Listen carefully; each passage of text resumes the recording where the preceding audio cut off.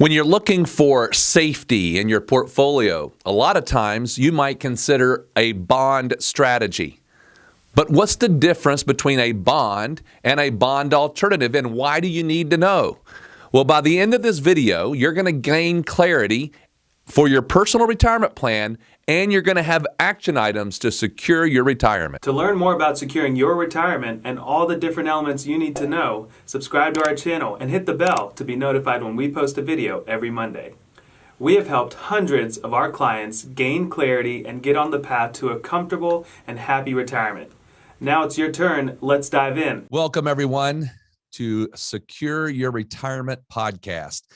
And today our episode is going to be one of our retirement in action episodes where we handle a topic that we think is important. Today's topic, as we get right into it, is bonds versus bond alternatives. Now, I'm going to just come right out and say, a lot of people have built their portfolios around this idea of you got to have equities because you want growth, but you want to buy bonds to offset any kind of downside in the market. And so there has become this thing over time where especially people that are close to or in retirement who say they want this portfolio that's going to survive and be able to deal with market volatility, they come up with this what people have deemed the right mix. And that mix is this 60-40 portfolio. So what does that even mean? 60-40, 60% equities. So basically you would take 60% of your money. So let's just pretend you got $1 million. You take 600,000 of it and you would diversify that into a various amount of stocks, equities, mutual funds, all those, but on the equity side of the world. Then the 40%, you would go buy bonds. And the premise behind that was if you have a stock market volatile position or correction, you're not going to be exposed to all of that because 40% of your money is in bonds. And we all know that bonds are safe and that bonds don't lose until now. And all of a sudden now that whole atmosphere is changing. Bonds have had a very, very difficult run.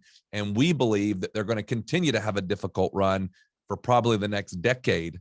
And the reason why is because of the low interest rate environment that we have lived through for the last number of years. We've actually been in a very low interest rate environment all the way going back to 2008. And so when interest rates go up, that affects bonds negatively. And you really don't have anywhere to go right now but interest rates to go up. And people get that. They say, okay, if interest rates go up, hurts bonds. If you're in bonds and interest rates go down, then that can help bonds. But right now, with the environment we're in, it can be very difficult. So Merce, just so that everybody understands kind of how we gauge bonds and maybe how they've reacted in the last year or so. Can you kind of give us, everybody knows the S&P 500, that's the index people look to. What's the index people look to when it comes to bonds? Yeah, like you said, when we talk about the stock market in general, and the bigwigs on TV, they're talking about the stock market being down or headed into a correction territory or bear market territory. They're always talking about really three major indexes: the S&P 500, the Dow Jones, and the NASDAQ. And that's really the equity side, the stock side of the market. When we're talking about the bond side, we're really talking about what's called the Aggregate Bond Index. And there's been other ones kind of simulated off of that, but that's really the major one. So if I say equities and I say you equities are the S&P, then if I say bonds, I'm going to say bonds are the AGG. Just for a generic way of looking at some benchmarks here and there. And so when we look at the AGG index as a whole, like Graydon said, bonds have had issues. There's a lot of bonds built inside of the AGG index, all different types, a very good diverse building of bonds. And when we look at that over a few different periods of time, snapshots, it's kind of breaking that story of bonds are going to keep you safe when the market has issues. So if we look at just year to date, we're recording this really kind of around the 1st of May. And 1st of April, I'm sorry. And if you look at year to date for that AGG index, it's down roughly, it's going to be floating, but roughly around 6 to 6.5% is kind of where it's in this trajectory of. And So when you say just for, because since everybody's listening, 6 to 6.5, what? Yeah. Yeah, 6 to 6.5% year to date. And you think about that, that is a bond. That is something that you've been told all your life that this is something that's going to be safe and it's going to protect you and it's going to make a decent rate of return, not going to blow away the markets, but it's going to be safe and steady. And all of a sudden now I'm telling you we're, 4 months into the year and that index is down already in the 6% range just for the 4 months of this year of 2022. And then you say, okay, well, if the bonds are down that much, then surely the market, the equity side, the stocks, the S&P, the NASDAQ, the Dow, they should be down, they should be down significantly more. And the answer right now currently is that's not true. The S&P is actually right around that -3% for the year. And so now this makes us think a little bit of go to the scenario of Radon talking about the 60-40 portfolio. And the reason you have that 40 is to offset your risk of that 60, the 60 being, say, the S&P. Well, it's not doing that. It's actually making your portfolio worse. You're actually feeling more than what the market is actually doing from a downside perspective. And so now we're having to think a little bit and kind of realize where's the future going when it comes to this interest rates scenario that we're in. For the past 10 years, we've been in a very low interest rate scenario. And now what happened in 2020, essentially we're paying for it in the world of inflation. And now the Fed having to do what the Fed is doing, being, making decisions here about raising interest rates. And we don't know where it's going to go, but it seems like there's going to be some significant raises over the next few years to get inflation back under control. Well, that's going to hurt the bond market. And every article you read, every big wig that you listen to, and everyone is worried for the next, not just couple years, but 10 years when we're looking at the bond environment. So that leads us to kind of, how do we handle this situation? The world has been built off of this construction of a portfolio saying 60% equities and 40% bonds. In retirement, you should be just fine. Now we're being flipped upside down. And so that's why we're bringing this up, because we think, we've thought about this, and that's why there's other things out there that we've utilized for years and years before interest rates had an issue. And that's why we're having this podcast today, is kind of to just give you a little bit of an idea of, I'm worried about bonds. So what else can I be doing with my portfolio? Yeah, I think it's also interesting when you look at that AGG that Merce was just talking about. For the last 3 years, if you were just in this AGG environment, meaning you're just in a bond portfolio, for 3 years, you're down 2%.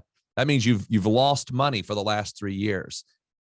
So as we say in this particular episode, it's called bonds and bond versus bond alternatives. So what are we even talking about when we say a bond alternative?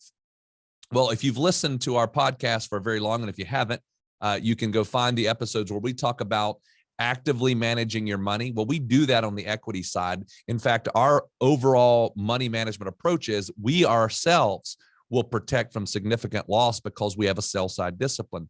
But how do we still, though, go and get assets that are going to be an alternative to bonds? And for us, if you think about it, what's the purpose of a bond? Lower risk and to provide income. That's really what our goal with that is. So if I'm going to go to a bond alternative, I need to test it and compare it to what my goal was with bonds.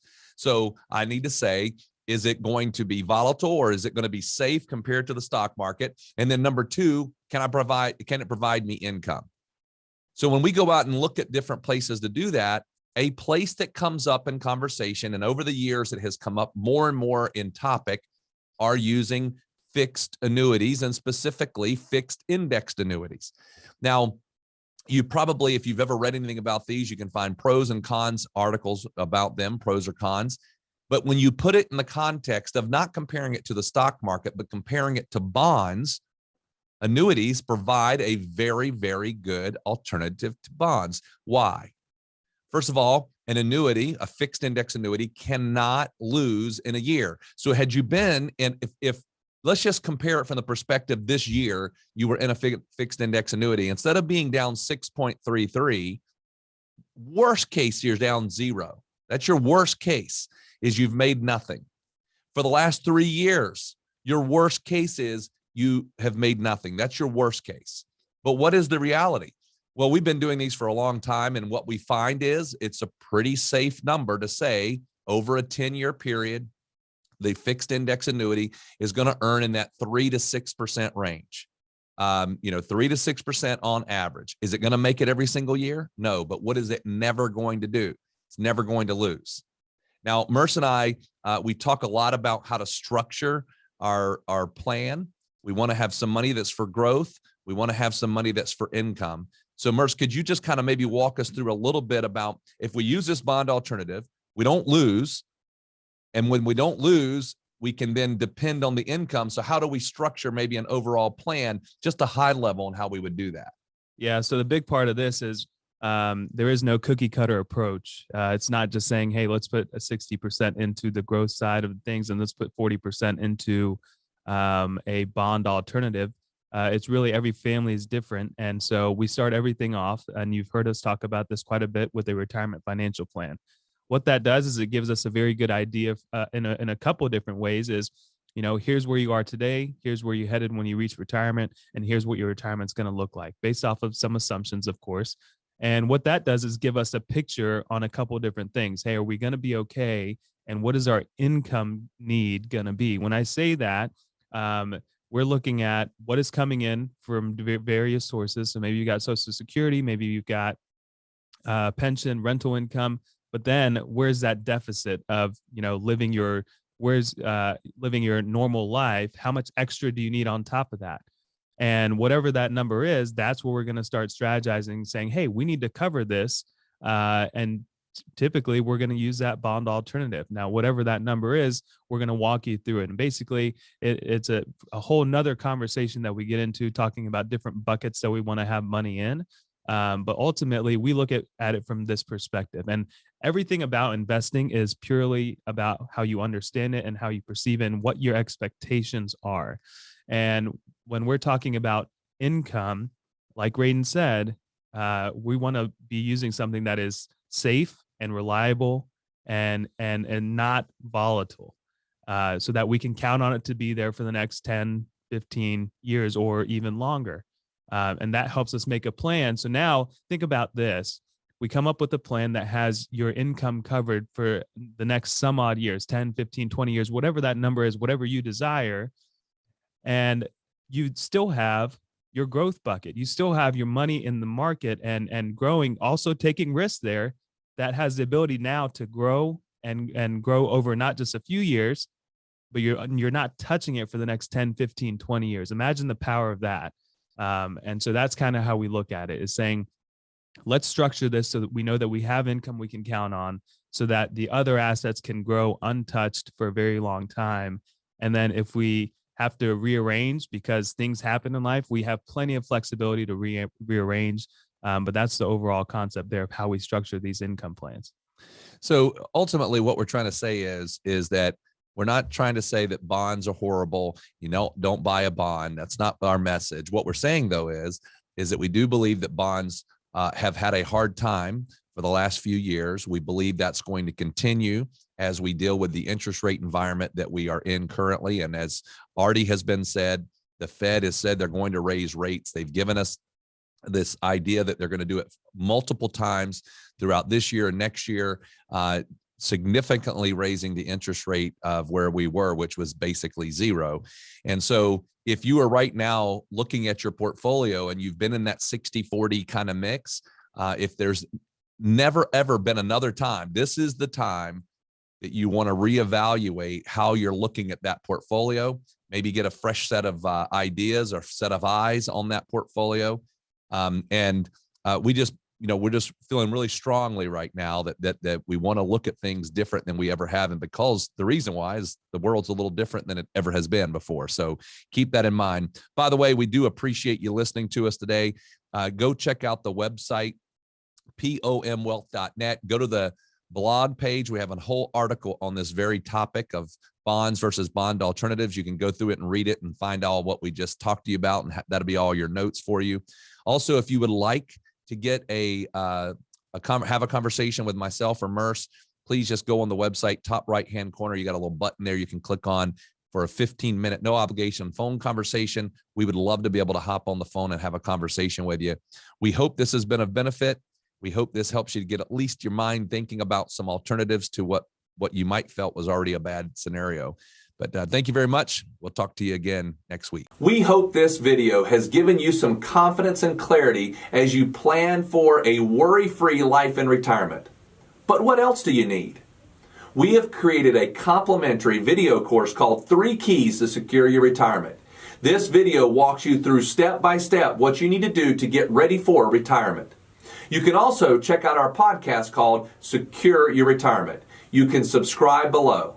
For more retirement tips, watch this video. Create your retirement income plan. Also, click here to subscribe to our podcast, Secure Your Retirement. If you like this video, hit the like button and be sure to subscribe and share it with your friends.